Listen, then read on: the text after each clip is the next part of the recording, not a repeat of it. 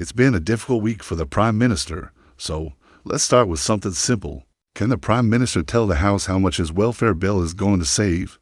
Prime Minister: Mr. Speaker, let me start by saying free school matters. On this side of the House, Mr. Speaker, in relation to welfare, what we delivered last night was a bill which ends mandatory reassessment of those with severe disabilities.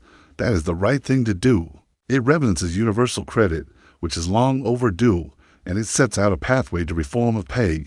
Mr. Speaker, it's consistent with the principles I set out throughout. If you can work, you should work. If you need help into work, the state should provide the help. The system that they broke doesn't do so. And if you can't work, I think there's one or two I can spot immediately. Usual voices, same names, please. It's too early to leave the chamber, Prime Minister. And Mr. Speaker, if you can't work, you must be supported and protected.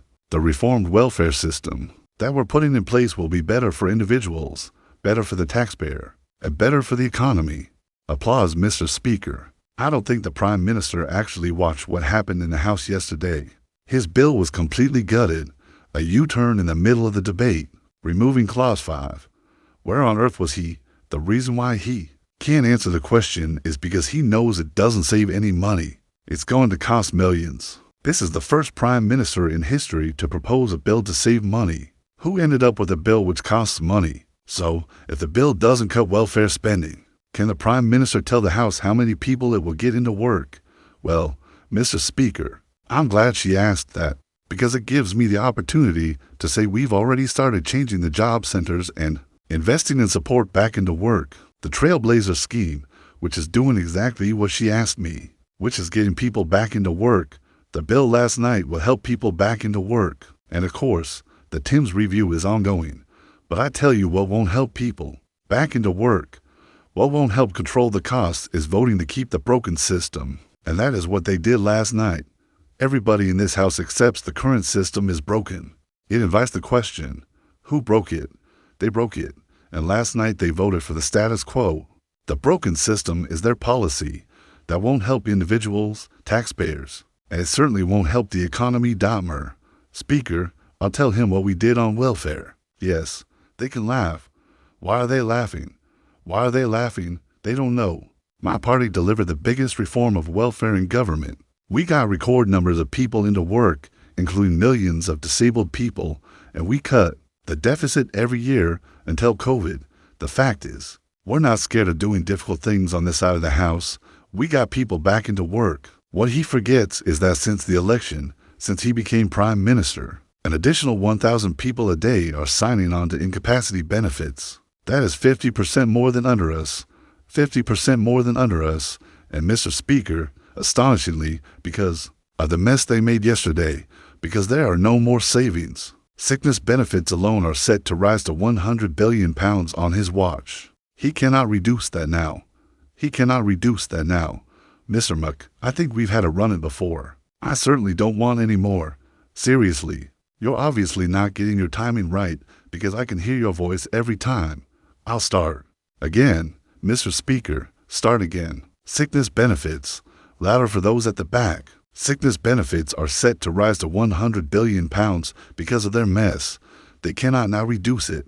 They can't reduce it because after last night's humiliating U-turn, we know he cannot control his MPs. They're cheering now. But you signed the amendment. You signed the amendment. Over 100 people signed that reasoned amendment until the bill was completely gutted. He said that he would take the difficult decisions.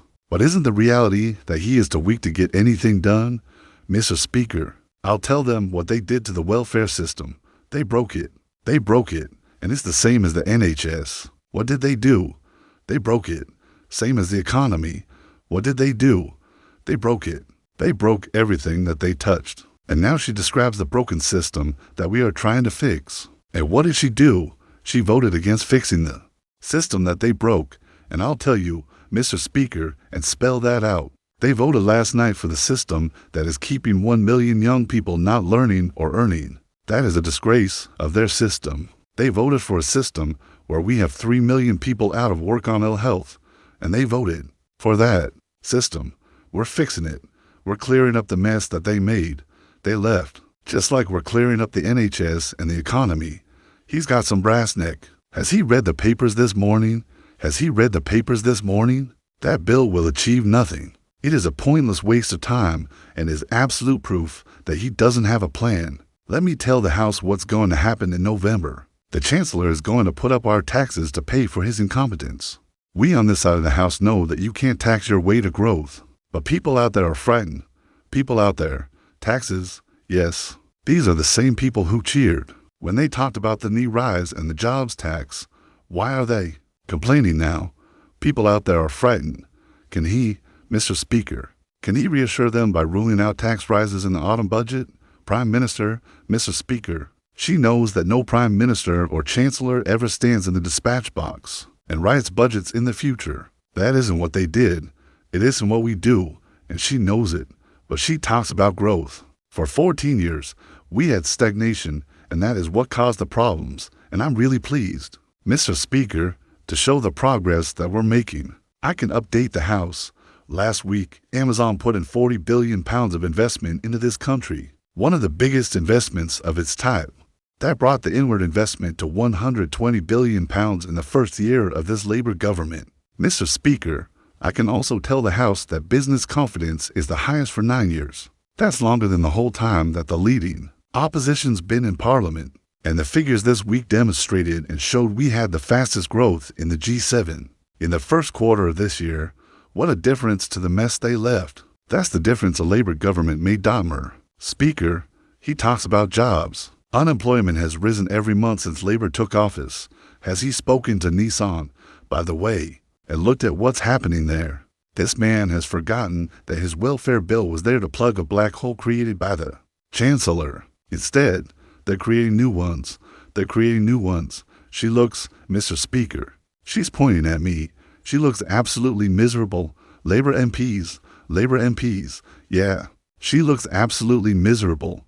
Labour MPs, they can point as much as they like. The fact is Labour MPs are going on the record saying that the Chancellor is toast. And the reality is that she is a human shield for his incompetence.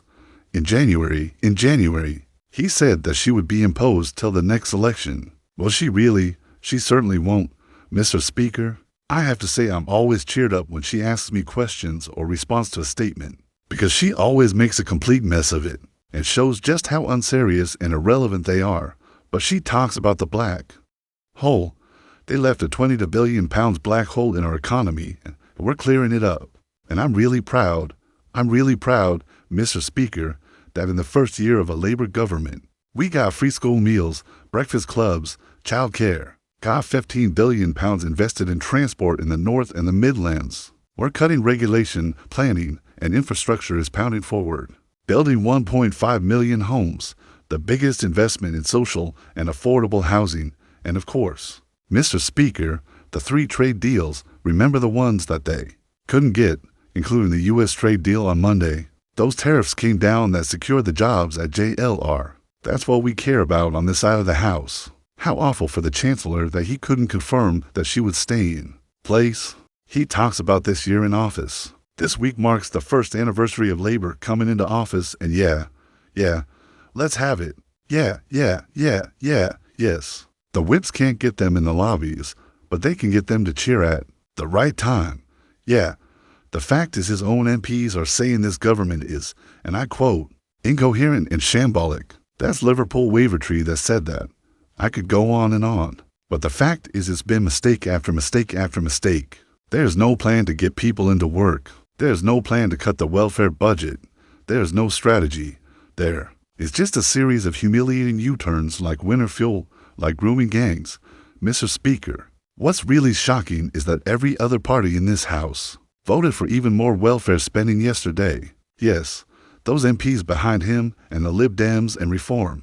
The Conservative Party believes that this country needs to live within its means. Applause music, we know what we believe, Mr. Speaker. But this is a Prime Minister who has U-turned on everything he's done in office, including his own speeches, because he doesn't know what he believes with left-wing Labour MPs now running the government.